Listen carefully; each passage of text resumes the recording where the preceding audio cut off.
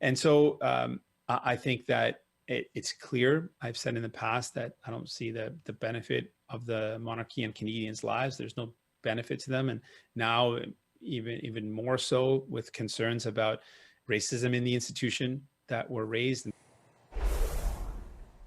Okay, strong words from NDP leader Jagmeet Singh on the relevance of the monarchy as he responded to allegations that Meghan Markle and Prince Harry made in that radioactive sit-down interview with Oprah Winfrey, that racist comments were made to them about their son Archie by someone in the palace. And when the Prime Minister was asked about the future of the monarchy today, though, he refused to comment, only saying this is not the time to talk about it in the midst of the pandemic.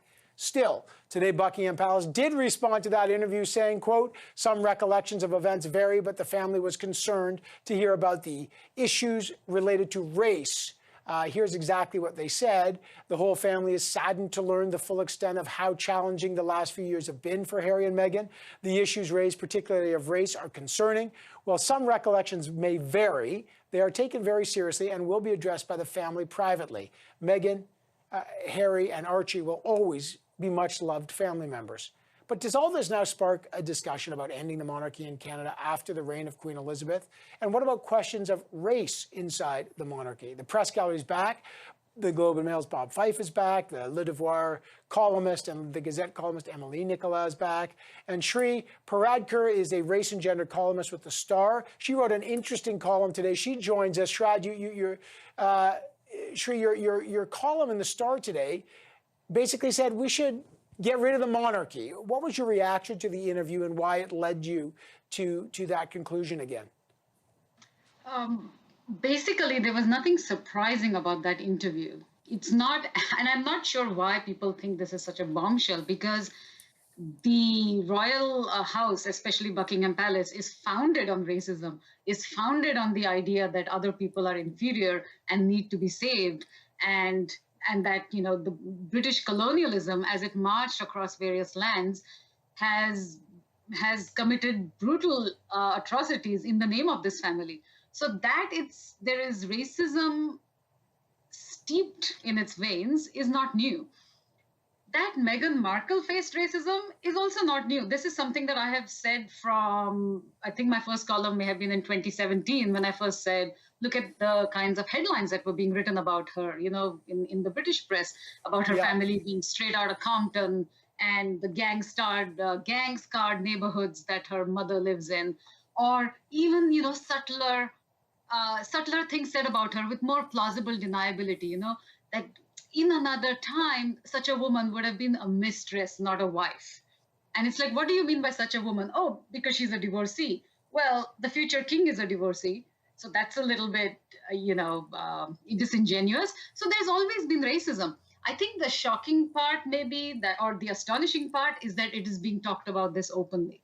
And that what was once hidden and understood is now out in the open. So therefore, go ahead. Well, hey, let me just bring in Emily, because I want to come back to your conclusion there. Emily, when you saw the interview and you're listening to Shree's point here, weigh in on, do you think this will now impact this debate? I totally agree with what Shree just said. You know, here in Canada, I've heard people, you know, say maybe it's not this so bad. Maybe it's just, you know, billionaires and millionaires talking. People lose sight of the fact that the vast majority of citizens of the Commonwealth are people of color who can actually feel drawn to Meghan's story and feel like this is a story that matters. There's also, I think, the bombshell is not so much that the Crown is racist. I think we've known that for a really long time. Just right here in Canada, when we talk about the Crown and the treaties, there's not a single treaty in Canada that hasn't been broken, right? And so the idea as well that the Crown may cheat, that the Crown may lie, is also not a new idea. What is interesting is that for many, many years, the royal family drama was basically hiding or depoliticizing the Crown as an institution and making it about royal weddings and royal babies rather than about an imperialist institution that's been around for centuries. And so the story of Meghan Markle, what it does is that it makes us connect the dots, makes us see that the royal family drama was never disconnected from the legacy of the British Empire. And that's, you know, there was, I guess, a form of cognitive dissonance that was at play that made us love the family, but criticize British imperialism. And now that cognitive dissonance, so that dissociation is not there anymore. And it's going to be really, really hard to make people dissociate those two things again. That's what's the most damaging in my head for the Crown. Yeah, and you're making a great point. Bob, you weigh in on this if this debate cracks open right now.